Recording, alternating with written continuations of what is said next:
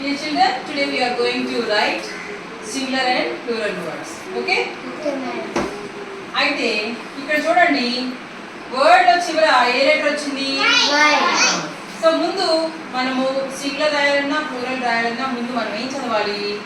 Word ని చదవాలి. అవునా? వర్డ్ ని చదవాలి. చదువుదామా? B A B Y baby. Baby. ఒక వస్తువు కానీ ఒక పర్సన్ కానీ ఒక ప్లేస్ ని కానీ చెప్పేటప్పుడు సింగులర్ ఫామ్ ని యూజ్ చేస్తాం. అదే కానీ ఒక మనిషి కంటే ఎక్కువ, ఒక వస్తువు కంటే ఎక్కువ వస్తువులు, ఒక స్థలం కంటే ఇంకా ఎక్కువ ప్రదేశాలు కనుక మనం చెప్పేటప్పుడు ప్లూరల్ ఫామ్ యూజ్ చేస్తాం.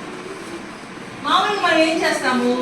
ట్రీ ఉందనుకోండి, ఏం చేస్తాం? ప్లూరల్ ఫామ్ రాయాలంటే ఏం పెడతాం? చివరిలో ఎస్ అని పెడతాం ప్లూరల్ ఫామ్ సింపుల్ గా. అయితే మరి వై వచ్చింది కదా, వై పక్కన ఎస్ పెట్టొచ్చా? పెట్టకూడదు. ఎందుకు పెట్టకూడదు? కానీ ఇలానే రాస్తున్నారు, తప్పులు రాస్తున్నారు. దీనికి నేను మీకు ఒక ట్రిక్ చెప్తాను, గుర్తుపెట్టుకోండి. ఎప్పుడైనా ఆల్ఫాబెట్ లెటర్స్ ఎన్ని 26, వావెల్స్ ఎన్ని? 26. వావెల్స్ 5. 5. Very good. వావెల్స్ ఏమో 5. మిగతావన్నీ ఏంటి? కన్సోనెంట్స్. అంటే 21 కన్సోనెంట్స్ ఉన్నాయి. సో ఆ కన్సోనెంట్ లెటర్స్ కనుక ఈ వై ముందు వస్తే మనం ఏం రాయాలో తెలుసా? వైకి బదులుగా ఐ ఈ ఎస్ రాయాలి. వైకి బదులుగా ఏం రాయాలి మనం? ఎప్పుడు రాయాలి వైకి బదులుగా ఈఎస్? వర్డ్ లో వైకి ముందు అంటే ముందు అంటే ఇది అన్నమాట.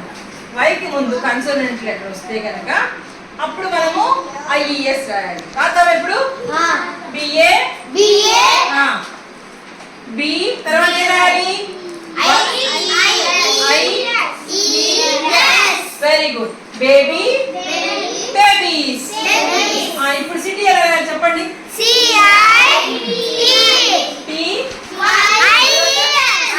IES. Very good.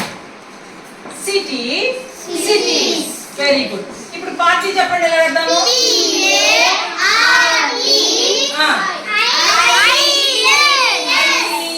Very good. Super చెప్పాను నాన్న.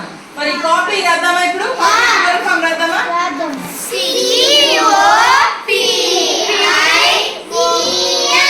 Very good.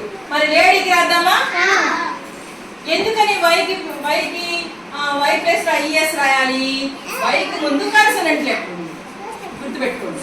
వైకి ముందు కన్సోనెంట్ లెటర్ ఉంది. ఇక్కడ కూడా వైకి ముందు కన్సోనెంట్ లెటర్ ఉంది. ఇక్కడ కూడా వైకి ముందు కన్సోనెంట్ లెటర్ ఉంది. ఇక్కడ చూడండి వైకి ముందు కన్సోనెంట్, కాబట్టి మనం ఐఎస్ రాస్తున్నాం. ఓకేనా? ఇప్పుడు లేడీకి రాద్దామా? చెప్పండి. డి వై రాయాలా ఐఎస్ రాయాలా? చూసారా వై ప్లస్ ఏమొచ్చింది? వై ప్లస్ ఏమొచ్చింది? వై ప్లస్ ఏమొచ్చింది? ఎందుకు వచ్చింది? వైకి బిఫోర్ ఏ లెటర్ ఉంది? కన్సోనెంట్ లెటర్ ఉంది. అర్థమైంది ఇప్పుడు?